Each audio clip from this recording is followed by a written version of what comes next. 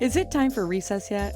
I'm so glad you found time to join us here on the Child Care Director's Chair, where Erica Sacoccio shares her best practices that she's refined through her passion of directing childcare centers over the last 23 years.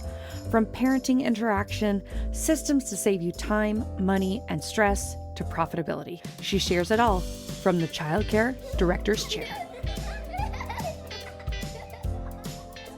Hello and welcome to the Child Care Director's Chair podcast.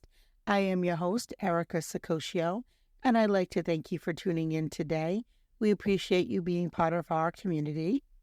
Today's episode is the third in a series on before and after school programming. If you haven't listened to the two prior episodes, I would recommend that you pop on over to that and listen to the introduction and then how to identify the need for a before and after school program in your community. So as I said, this is the third in the series, and today we're going to talk about how to write a business plan, or at least the details that you need to include to write a business plan for your before and after school program. Now, like any successful business, you have to write a business plan because this is what you're going to use as your roadmap to help guide your program, not just for when you start, but as you operate over the years. And then you certainly will come to a point where you will update your business plan. You may use some strategy and develop a new plan called a strategic plan, or you may tweak some parts like maybe your marketing plan, which for many programs has changed over the years as technology changes. But let's dive in. The first thing is it is critical to establish a clear mission statement for your program.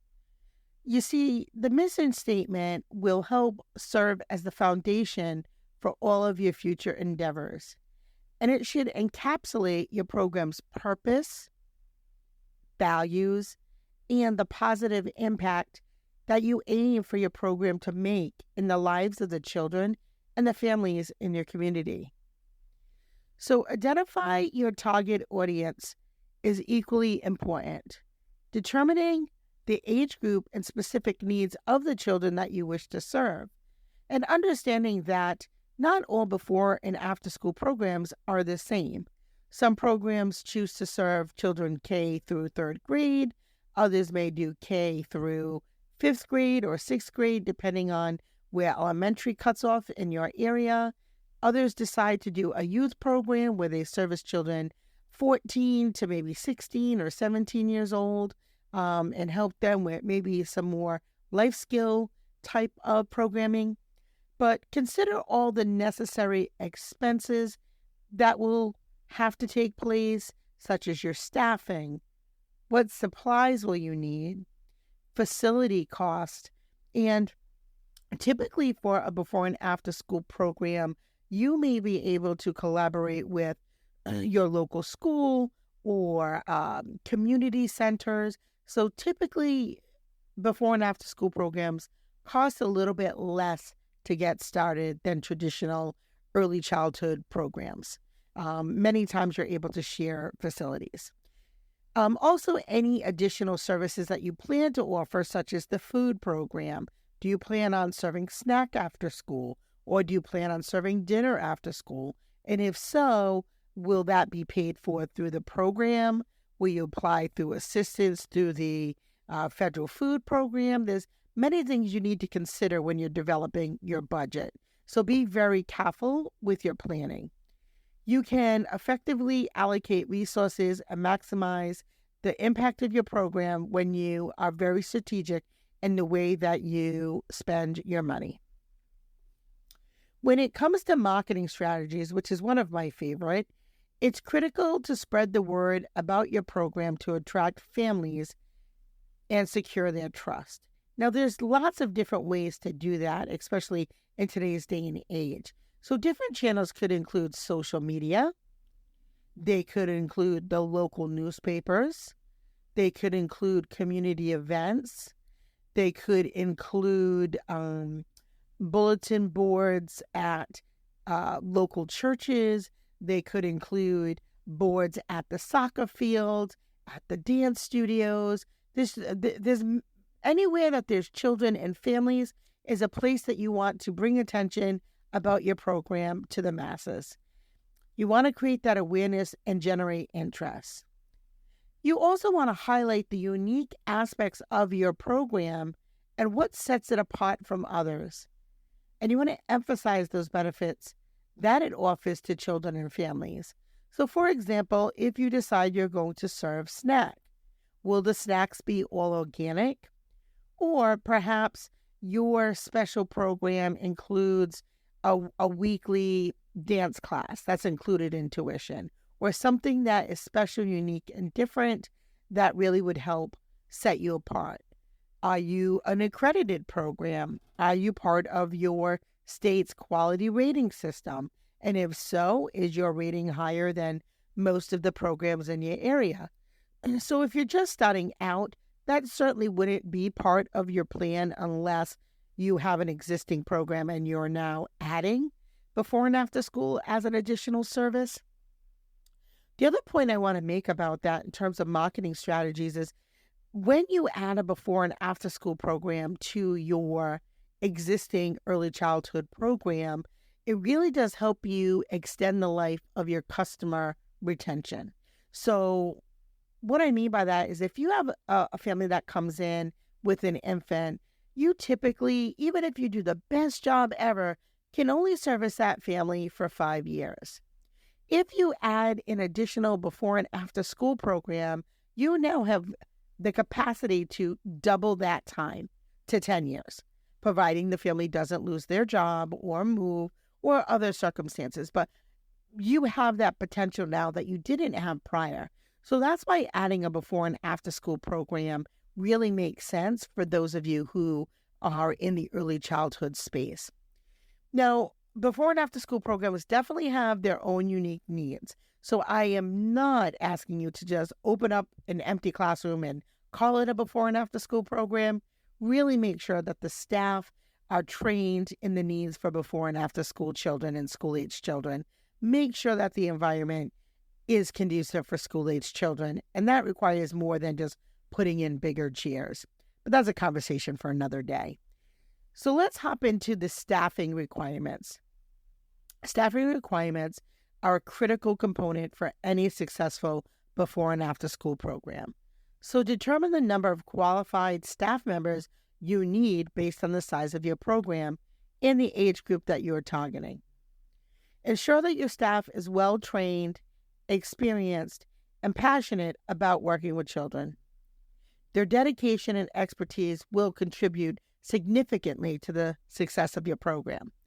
As somebody who has run a before and after school program for over 23 years, I have to tell you that the number one thing that makes or breaks a program is the staff. They have to really understand what working with school-age children is like. They have to understand that school-age children want a significant amount of input into their program. They want to feel as though their voice is heard. They want to feel as though they're independent and that they can make real-life decisions. Now, of course, young children want to be independent as well, but in a different way than school-age children do.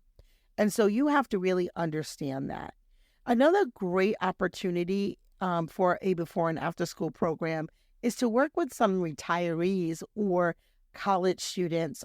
It's a wonderful opportunity for them to be able to pick up some additional income and also make an impact on their lives. So I know that in my experience, we've had some retirees that really love the flexibility of just coming in a few hours in the morning or a few hours in the afternoon, feeling like they still contribute to the community. So I have really found that those retirees have been a wonderful experience for me as a administrator and the children and parents in our program.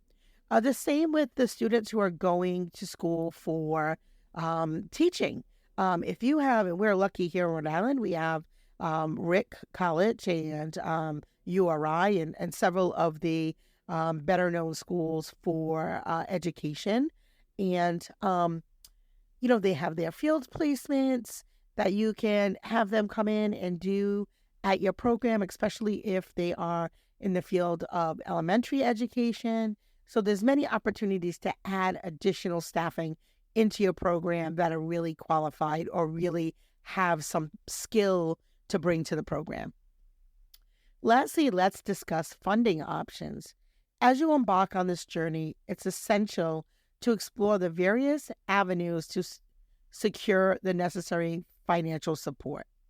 So consider reaching out to local businesses, community organizations, and government agencies that may have grants or funding available for children and youth programs. Additionally, crowdfunding platforms or fundraising events can also be effective methods to raise funds for your program. So, in conclusion, I want you to think about, as you sit down with a pen and a paper, writing a business plan for your before and after school program and the careful considerations that you must take to make sure that your mission statement is strong, that you have clearly identified your target audience, that you have a good understanding of budgets, you understand your marketing strategies. And when you put that marketing strategy together, it can't just say we're going to market on social media. What platforms are the parents on? I find Facebook groups, especially Facebook parent groups, are amazing for referrals. So really think about where you're going to reach your target audience and how and the vehicle. So making sure your marketing strategies are solid. I could do a whole episode on that, and I might actually do that as well. So stay tuned for that. And then we talked a little bit about, those staffing requirements, which I know is a challenge for many programs right now, which is why I brought up the fact of, reaching out to retirees and reaching out to college students, because there are many of those in abundance in many communities. And then different funding options. And perhaps we might even look at some funding options that are national. That way, no matter where you are listening from, it will still be beneficial to you as a listener. So please approach those elements in a way that you can really use as the compass as you start to develop your before and after school program. I'm very, very excited for you. I hope that you, take that step and make that positive impact in the community that I know that you can. So thank you for tuning in to the Child Care Director's Chair. Hopefully we will see you tomorrow. Well, all the cute little kiddos have been picked up and it's time to go home. And that'll do it for another episode of the Child Care Director's Chair. Please leave a review so Erica knows the information is helping you to manage and improve your childcare centers. Remember to subscribe to get the latest episode from Erica's Child Care Director's Chair.